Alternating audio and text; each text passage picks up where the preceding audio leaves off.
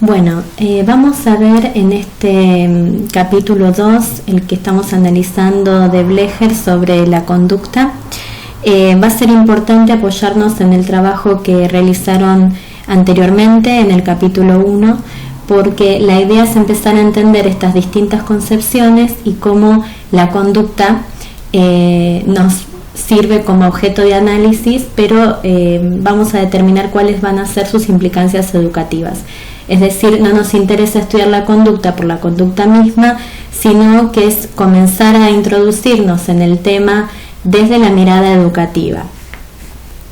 Bueno, Blecher en el capítulo 2 lo que menciona es que la conducta es un conjunto de fenómenos observables, ¿sí? Es aquello que se hace manifiesto y que se puede de alguna manera, si es observable, hasta medir. También hace una distinción dentro de lo que es la conducta en base a lo que es el comportamiento del individuo. ¿Por qué utiliza el término individuo? No nos olvidemos que los primeros estudios en relación a la psicología parten desde las ciencias exactas, desde las ciencias naturales. Por lo tanto, la noción de individuo va a aparecer, pero nosotros vamos a ir tomando la visión de sujeto. Dentro de lo que es la raíz etimológica, la palabra proviene del latín y su significado es conducir o guiar. Es decir, que todas las manifestaciones que se comprenden dentro de sí suponen que son conducidas por algo que bien pudiera ser interno o externo. En este caso decimos, por lo tanto, que la conducta lo que hace manifiesto, lo que permite conducir es el comportamiento. El comportamiento va a ser el conjunto de aquellos hábitos, de aquellas cuestiones internas del sujeto que se van a conformar a raíz de sus creencias, de sus valores, de su misma crianza y de su mismo desarrollo en el entorno tanto formal como es el escolar, como también el informal, que es concebido dentro del entorno familiar y social. Estas cuestiones van a ser conducidas por la conducta para que se hagan manifiestas, para que se hagan observables. Y aquí se distingue la diferencia entonces con el concepto de comportamiento, ¿no? Ya que, como decíamos, la conducta permite manifestar y conducir este comportamiento. Bueno, es necesario nombrar a Watson, llamado padre del conductismo, en este caso, ya que él se preocupa por estudiar la conducta como las manifestaciones externas observables, y él dice que son factibles a ser registradas. Esto es importante ya que venimos de un paradigma en donde Watson concibe estas cuestiones dentro del positivismo, donde solamente vale lo que es observable, lo que es medible. Es importante tener en cuenta porque estos paradigmas van llegando a la educación y de hecho hoy mismo tenemos varias cuestiones dentro del sistema educativo que refieren a lo que fue el conductivismo, ¿sí? El conductismo. Bueno.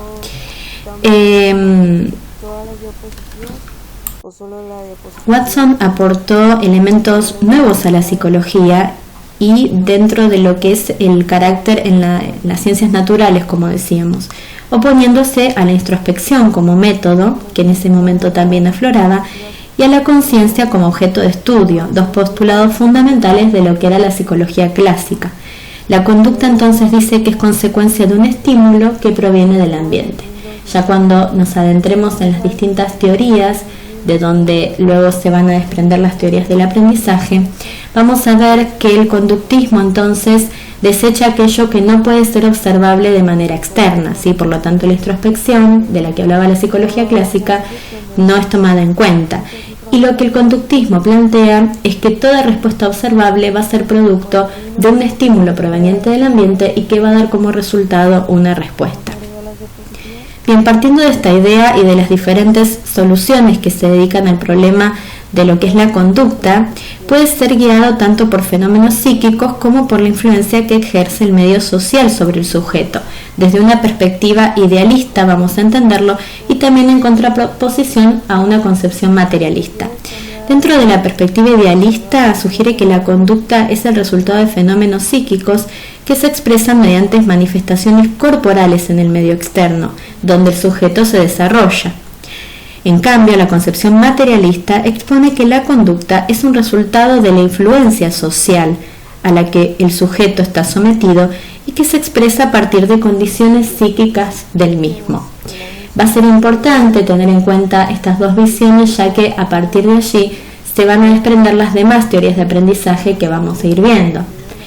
Vamos también a, me adelanto un poquito, pero a lo largo de esta presentación vamos a ver también lo que es la teoría del aprendizaje social de Bandura, en conjunto con Pigeon-Rivière, en donde plantean justamente esta disyuntiva, si es el sujeto que modifica el contexto o si el contexto modifica al sujeto.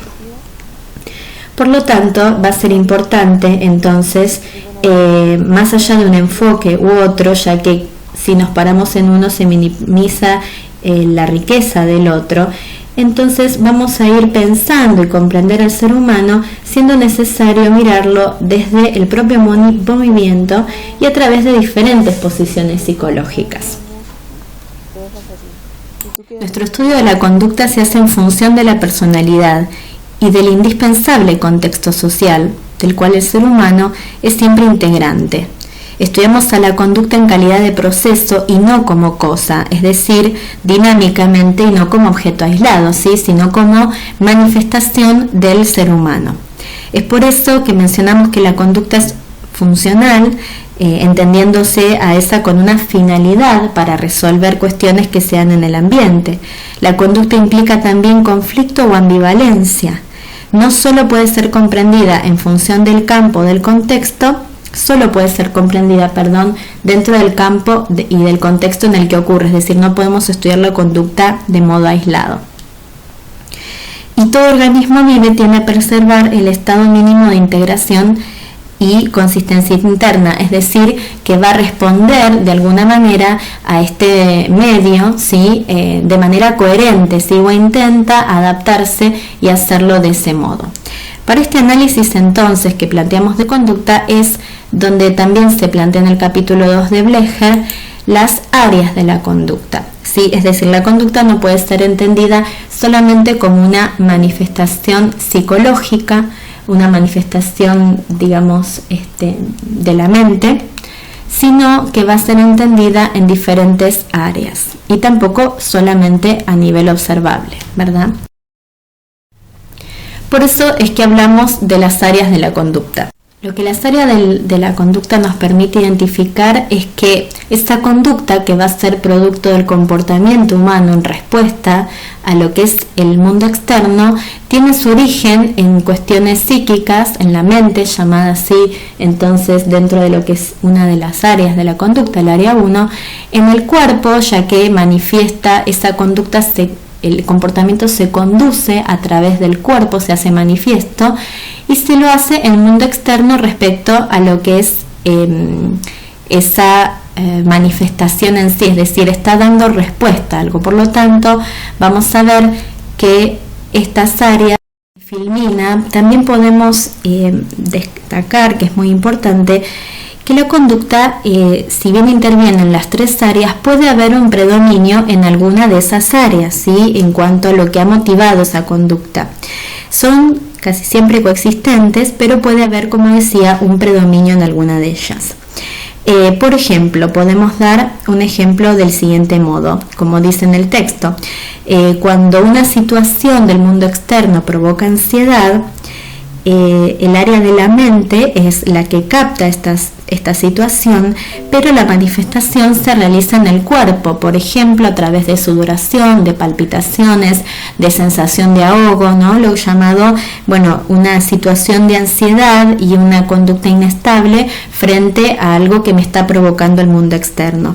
Por lo tanto, es acá donde podemos relacionar que frente a un hecho externo, puede ser alguna situación traumática o difícil de manejar para una persona que excede aquellas herramientas mentales, aquella predisposición a poder elaborar lo que está sucediendo.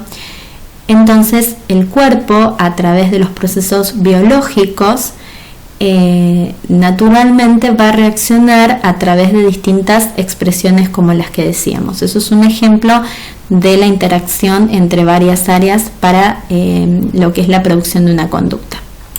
Bueno, avanzando entonces un poquito, podemos decir entonces, remitiéndonos al capítulo 1, que habíamos visto las distintas concepciones del hombre, podemos hablar en general de la concepción del ser humano, que era tal vez la más completa, la que ustedes habían elaborado en uno de los puntos del trabajo práctico 1, y con esta conclusión que vamos abordando y completando respecto a lo que la teoría nos ha mostrado, hablamos de niveles de integración de la persona, es decir, vamos a concebir al sujeto como un ser biológico, psicológico, social y espiritual, es decir, llamamos al ser humano en sus niveles de integración como un ser biopsico, social y espiritual. Es importante tener en cuenta esto porque frente a una conducta no vamos a ver solamente lo observable, sino que hay varias cuestiones que tienen que ver con procesos internos que también se están manifestando. Bien, acá va a ser importante la unión de esta teoría o el reflejo de lo que podemos ver en Bandura, que a raíz de esta relación que se da entre el sujeto y el mundo externo, Bandura dice que esa manifestación de la conducta es propia del pensamiento, pero que se manifiesta en el ambiente y que a la vez ese ambiente es modificado por esa conducta. Es decir, la conducta modifica el ambiente y el ambiente modifica esa conducta. Tres aspectos fundamentales de su teoría, aunque tienen el apunte, sí, que les pido que lean, es una ficha de cátedra sobre la teoría de Albert Bandura, llamada teoría del aprendizaje social, o van a encontrarla como teoría cognitiva social. Entonces podemos decir que Bandura, si bien toma cuestiones del conductismo, también habla de procesos y de pensamiento, ¿no? Procesos cognitivos. Por lo tanto, sería una cuestión de fase intermedia, sin tomar estrictamente las corrientes y paradigmas del conductismo, ni tampoco dejar de lado la conducta y seguir netamente el paradigma cognitivista, solamente parados en el pensamiento y en la cognición. Es decir, la cuestión de cómo la conducta es manifiesta de esa cognición, pero también la cognición es modificada por este ambiente y se manifiesta en la conducta. Bien, dice que las personas entonces juegan un papel activo en la determinación de sus propias acciones. La conducta del individuo y el ambiente se influyen entre sí, a esto llama determinismo recíproco, y el ambiente es alterado por la conducta de las personas. Bueno, acá van a tener materiales de trabajo, entonces el capítulo 2, como decíamos, de Psicología de la Conducta de Blecher, la ficha de cátedra que es de Albert Bandura, y aquí tienen un video que les explica brevemente lo que es la teoría de Bandura respecto al determinismo recíproco, para que lo puedan comprender de manera más interactiva, si quieren.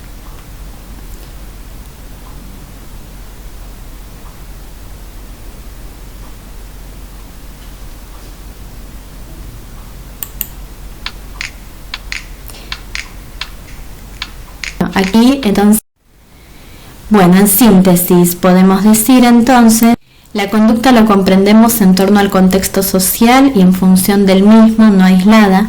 Aprendemos con otros, modificamos nuestra conducta en torno al contexto, el contexto se modifica con nuestra conducta. El ser humano es comprendido como un ser biopsicosocial y espiritual. Lo que el contexto nos devuelve a veces puede condicionar, y gran parte del aprendizaje se da por la observación. Lo importante es que pensemos cuáles son las implicancias educativas que tiene esta teoría. Más allá de teorizar, lo que buscamos es dar respuesta en situaciones áulicas y conocer distintos enfoques y paradigmas para poder abordar situaciones de aprendizaje con los alumnos, ¿sí? Es el sentido del área de psicología, es por comprender procesos para saber cómo actuar en distintas situaciones o de qué manera podemos estar favoreciendo no al aprendizaje. De este modo, a partir de esta teoría, la idea es que podamos hacer una reflexión sobre muchas cuestiones que en torno al enfoque o a la visión social pueden o no condicionar ese aprendizaje del sujeto.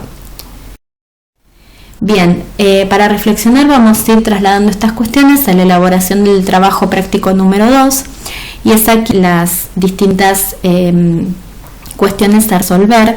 Las van a tener también plataforma en formato de Word, que están las condiciones y la fecha de entrega, que va a ser por plataforma el 11 de junio.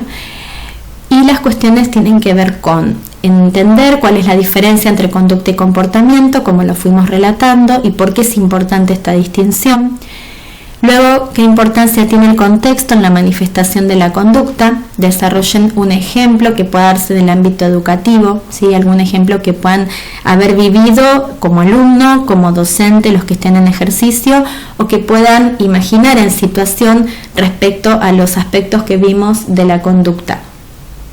¿Cómo podrían relacionar el concepto de ser humano que expresaron en el trabajo práctico número 1 con la mirada desde lo contextual, es decir, completando ahora, ¿verdad? Y poder situarlo en un contexto al sujeto, presentada en relación a la conducta.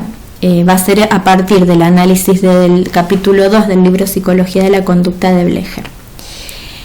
La número 4, la cuestión 4 va a ser a partir del desarrollo del sujeto, pensamos en las diferentes etapas de la vida que va transitando y teniendo en cuenta que se constituye a partir de su entorno, es complejo imaginarlo aislado, ¿sí? Retomando también las cuestiones vistas en el anterior trabajo. Asimismo, el medio que lo rodea, dicho entorno, concibe diferentes modos estas etapas, ¿sí? Este es imaginario social, es decir, qué se ve de cada etapa que el sujeto va desarrollando. Para analizar este punto, la idea es que realicen una breve encuesta, al menos a 2 niños, a 2 adolescentes y a 2 adultos, en los que le puedan preguntar a todos los mencionados las mismas 3 preguntas. ¿Qué es ser niño? ¿Qué es ser adolescente? ¿Y qué es ser adulto? La idea es poder ver justamente esto que les mencionaba dentro del imaginario social, qué cuestiones se van teniendo de las diferentes etapas de la vida, porque en base a lo que también socialmente se mira en estas etapas, es como los sujetos muchas veces van a responder. Analicen las respuestas en torno a ambos textos, ¿sí? Acá la idea es que tengan en cuenta la bibliografía completa para poder analizar qué imaginario social encontraremos de cada una de las etapas en base a las respuestas dadas y cómo lo podrían relacionar con el concepto de determinismo recíproco del que habla Bandura. Es decir, muchas veces aquellos conceptos que se tienen desde lo social condicionan o no, hay que ver cómo serán cada respuesta y cuáles son las conclusiones que saquen respecto a cómo es el desarrollo de esa etapa, qué se espera y qué se va a ir logrando. Acá puedo remitirme al video que les mostré de UNICEF, que los voy a dejar también en la plataforma para que el que no fue a la clase lo pueda ver, respecto a cuando le preguntaron a distintas personas de distintos lugares de Latinoamérica qué era para ellos la adolescencia o ser adolescente. Bueno, había un concepto bastante negativista que para muchos resultó, digamos, extremo, que puede ser, pero lo que se intenta mostrar es que a veces en esta etapa de transición que es la adolescencia, si tenemos una mirada desde lo que no pueden, justamente desde lo que adolecen y no pueden realizar, nos perdemos aquellas cuestiones de creatividad y de desarrollo que sí se dan en esta etapa y que son importantes motivar y favorecer. Así que en ese sentido es que muchas veces hablamos que esa mirada o el contexto puede o no condicionar la conducta.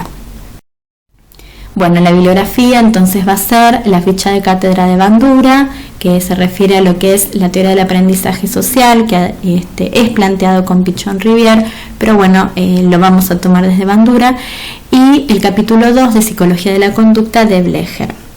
Bueno, ante cualquier duda me escriben, gracias por la atención y espero haber sido clara.